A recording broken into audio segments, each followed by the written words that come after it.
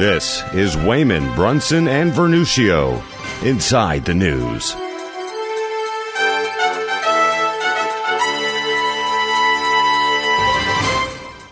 Well, welcome back to another edition of Inside the News. Whether you're listening on air with our affiliates or you're listening through YouTube in our video cast, you can find it at WBV Inside the News. Let's get right to it with Ben and Frank.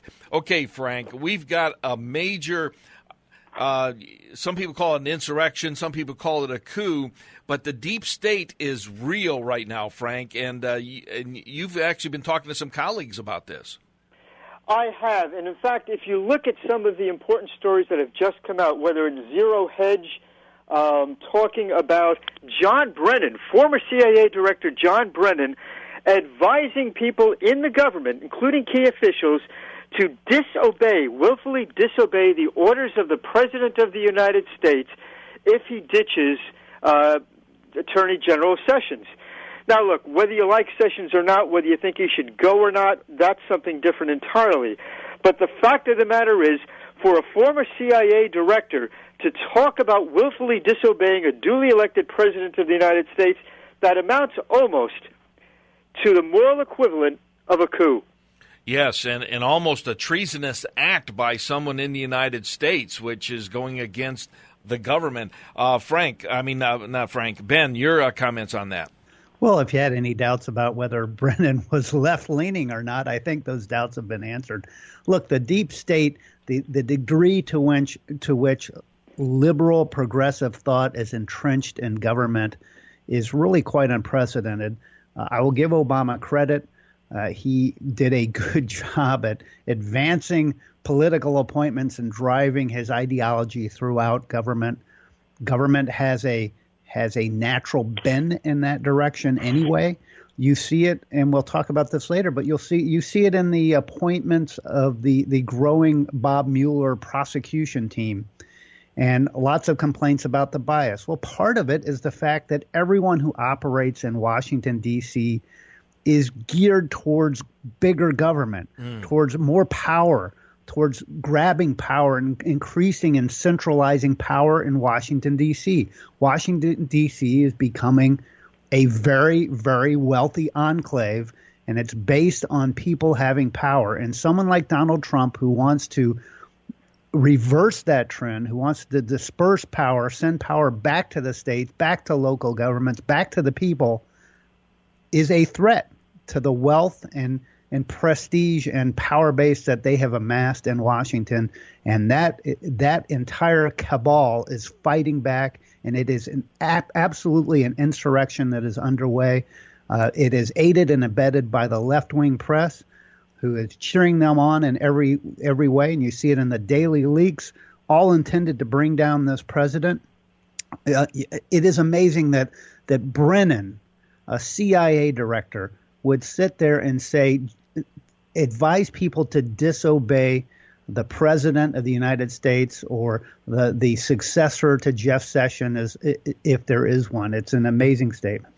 You know, this makes the Attorney General even more important because the Attorney General has to be able to go after leakers, people who are doing things illegally, people just like Brennan advising, and then people who are willfully disobeying.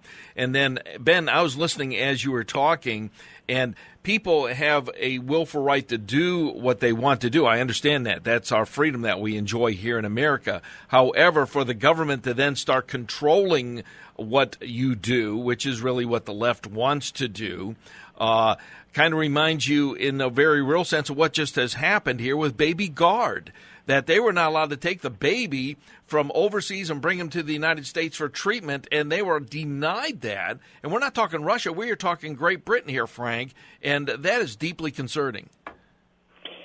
Well, it is, and of course it really is the demonstration of the extremity of the philosophy that's taken over the Democrat Party. Yeah. You know, when Keith Ellison and Tom Perez became the top honchos of the Democrat Party, they represented a leftward tilt that was so extreme that I think it took a lot of Americans, including Democrats, by surprise. One of the things that the media still has not recovered from is their shock that so many blue-collar states like Michigan and West Virginia voted for Trump. It upsets the whole apple cart of their philosophy, of their outlook on life. Part of what you're seeing in terms of the comments made about what happens if Jeff Sessions is replaced is really the revolt of the elites in media, the elites in politics. How dare someone outside of the political cartel has the absolute audacity to actually run for president of the United States like Donald Trump? And how dare the people of the United States ignore what the media believe to be their betters in the press and in professional politics and vote for someone outside of political cartel to actually sit in the White House? The revenge of the political class, of the professional cartels in the media, is what exactly we're seeing right now, in advice by people like John Brennan to disobey this president, in the daily 24-hour drubbing that President Trump is getting. And by the way, it really pays to keep in mind that Trump is not someone who has a hardcore ideology that can be so objectionable. He's certainly not a hardcore conservative. He's definitely not a hardcore liberal. What the objection is to Donald Trump is that he's not part of the political cartel, political and media cartel in this country, and they are revolting. Absolutely. Ben, since the announcement of Anthony Scaramucci as the communications director, we have seen a different Donald Trump emerge, even in the last night when he was talking to the Boy Scouts and what's going on. It's like he's got he knows somebody has his back, and that would be Scaramucci, and he's starting to go back to the promises he made during the election. Do you sense that as well, Ben?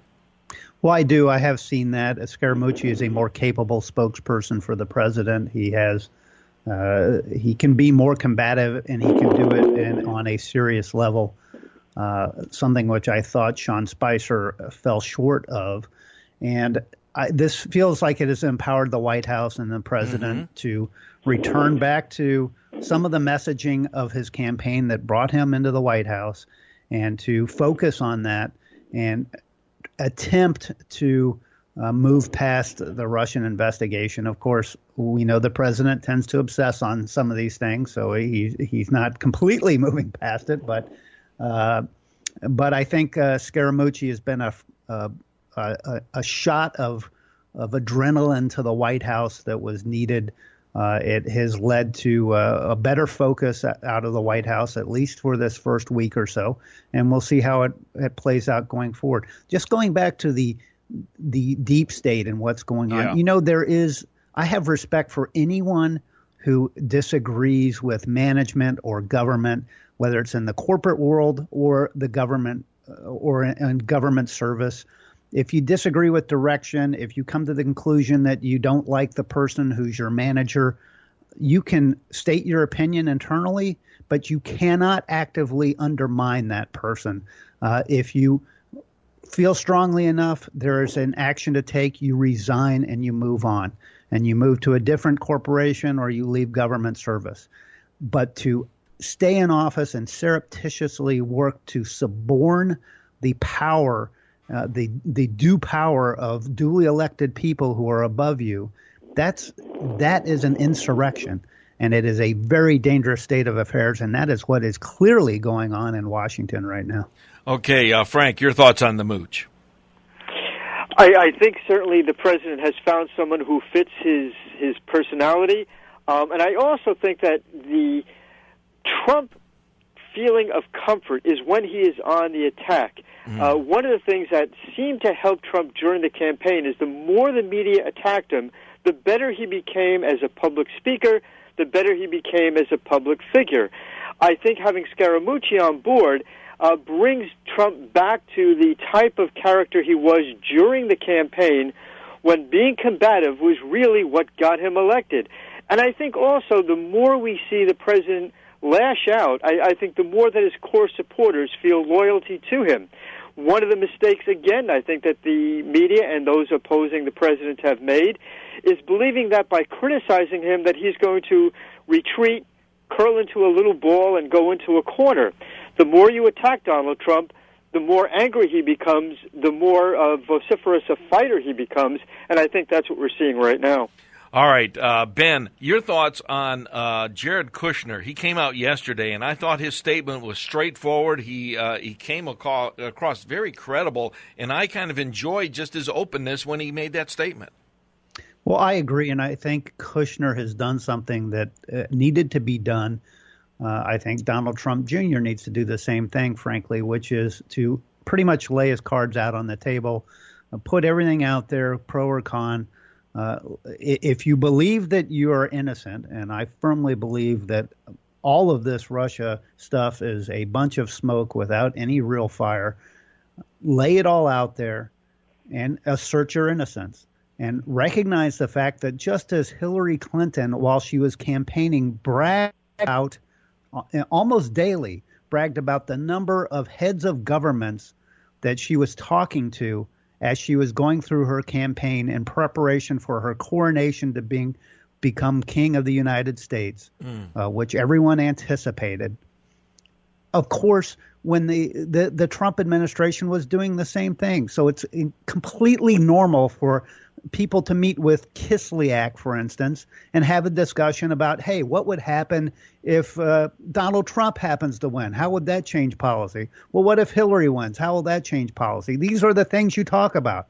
And the fact that people get defensive over normal conversation because of the fact that the press takes anything and blows it up into a scandal of major proportions when it is perfectly normal and customary and to be expected, it's refreshing to hear someone like Kushner just say, of course we talk about these things. That's what you do. That's what you do when you're coming into power. You have to reach out to governments all over the world and start the dialogue that's necessary to prepare for taking over the White House. And that's what they did. It's to be expected. You know, Frank, you can see why Donald Trump puts faith and trust in Kushner, because he comes across straightforward, and he's got a little bit more street savvy than some of the other people. Well, that's true, but of course the problem that Kushner has is that he's not part of that media and political cartel. Yeah. And so he's going to start getting the same types of criticism that the duly elected president, who is also not part of that cartel, is getting. What I am waiting to see, though, in some more forceful way, even than Kushner did it, is for a representative of the president or the president himself to say bluntly, you have no evidence, you don't even have any prospective evidence. Even if everything you say is accurate, there is no indication of any statute being broken or even bent. What is this investigation all about?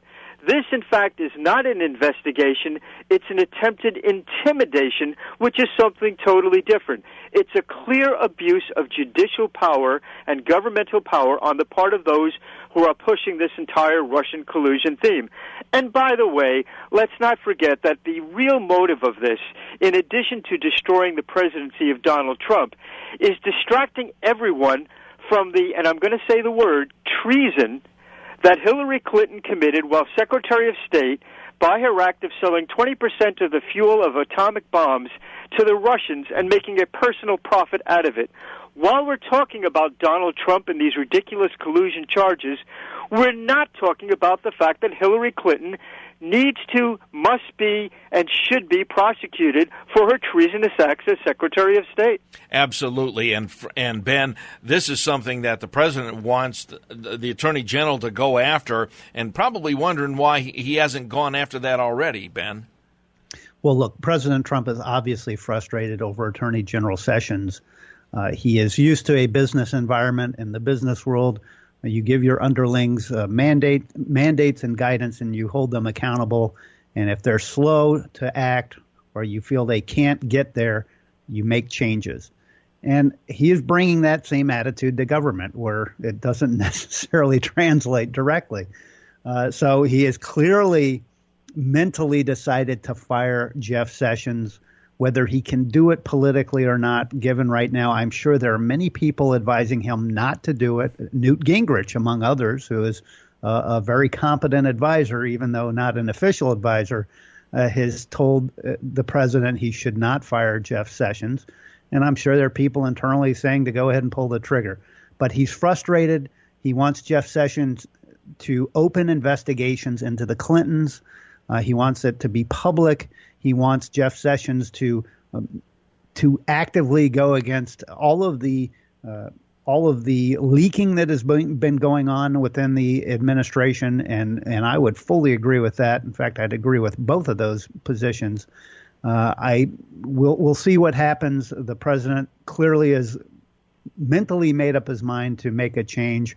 Whether or not he'll do it politically, time will tell.